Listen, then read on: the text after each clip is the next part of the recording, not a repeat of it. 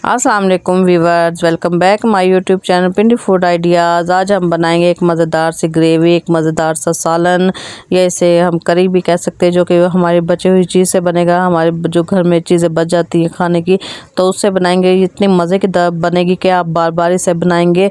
तो चलिए हम वीडियो को स्टार्ट करते हैं। यहाँ पर मैंने कुछ मेरे पास पकौड़े बच गए थे, तो मैंने उसका सालन बनाया जो इंतहाई मज़ेदार बना था, और बच्चों ने तो इतना शौक़ से खाया था।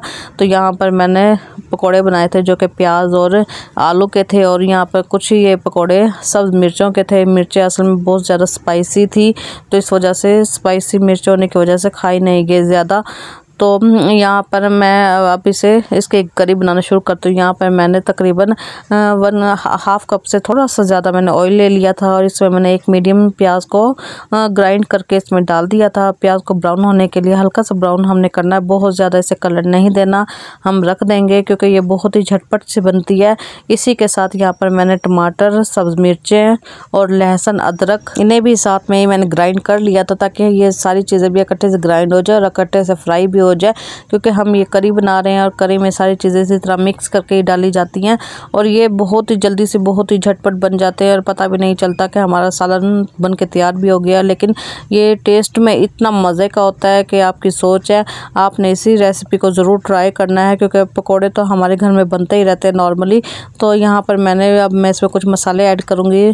तो यहाँ पर मैंने 1/2 टीस्पून इसमें ज़ीरा ऐड किया है, 1 टीस्पून इसमें मैंने पिसा हुआ धनिया इस्तेमाल किया है, और 1/2 टीस्पून इसमें मैं हल्दी इस्तेमाल करूँगी। हल्दी हमने सिर्फ कलर के लिए डालनी है। और यहाँ पर मैं नमक ऐड करूँगी। नमक आपने अपने टेस्ट के अकॉर्डिंग लेना है।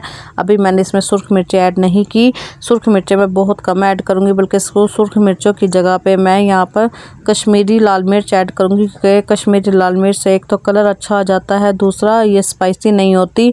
तो क्योंकि हमारे पकौड़ों में भी मिर्चें तेज़ थी, और साथ में ही यहाँ पर मैंने ग्रीन चिली भी इसमें ग्राइंड कर ली थी, तो उसका भी टेस्ट आएगा। तो इस वजह से हमने यहाँ पर सुर्ख मिर्चें ऐड नहीं करनी ज़्यादा।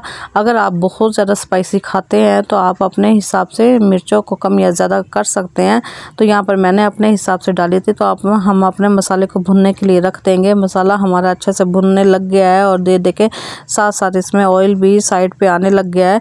और ये अगर आप मसाला बहुत अच्छा भुनेंगे तो आपका ये सालन भी बहुत ही अच्छा, बहुत ही मज़े का बनेगा, और आपने इस रेसिपी को ज़रूर ट्राई करना है। तो यहाँ पर हमारा मसाला जब भुन गया, तो हमने ग्रेवी के लिए इसमें पानी ऐड कर देना है। जितना आप इसमें शोरबा या करी या ग्रेवी रखना चाहें तो आप इसमें पानी ऐड कर सकते हैं। और थोड़ा सा पकोड़े जज़्ब भी करते हैं पानी, तो इसलिए पानी को आपने थोड़ा सा ज़्यादा ही डालना है, क्योंकि ये पकोड़े बेसन है, तो बेसन थोड़ा सा जज़्ब कर लेता है पानी को। तो इस वजह से हमने थोड़ा सा पानी ज़्यादा रखना है। तो बाकी हम इसको अच्छे तरीके से बॉयल आने के लिए रख देंगे। जब इसमें अच्छा सा बॉयल आ जाए, तो तब हम इसमें पकोड़े ऐड कर देंगे, और पकोड़े को अच्छी तरह हमने थोड़ा सा नीचे दबा देना है, ताकि सारे पकोड़े अच्छी तरीके से इसमें ग्रेवी में डिप हो जाएं। इसके बाद हम यहाँ पर इसे ढक कर रख देंगे मीडियम आंच पर, ताकि हमारे पानी अच्छे से पक भी जाए और हमारे पकोड़े भी सॉफ्ट हो जाएं। और ये ग्रेवी सालन इतना मज़े का बनता है कि हर कोई आपसे बार बार फरमाइश करके ये सालन बनवाएगा। तो ये देखें हमारे सालन बन के तैयार हो गए। ये बहुत ही जल्दी बन जाता है, क्योंकि पकोड़े तो बने हुए थे। तकरीबन हमें 5 से 10 मिनट ही लगती है कि वो भी हम स्लो आंच पर इसे अगर रख दें, ताकि हमारे पकोड़े या बेसन जो भी है ये थोड़ा सा नरम हो जाए और हमारी ग्रेवी भी अच्छे से पक जाए।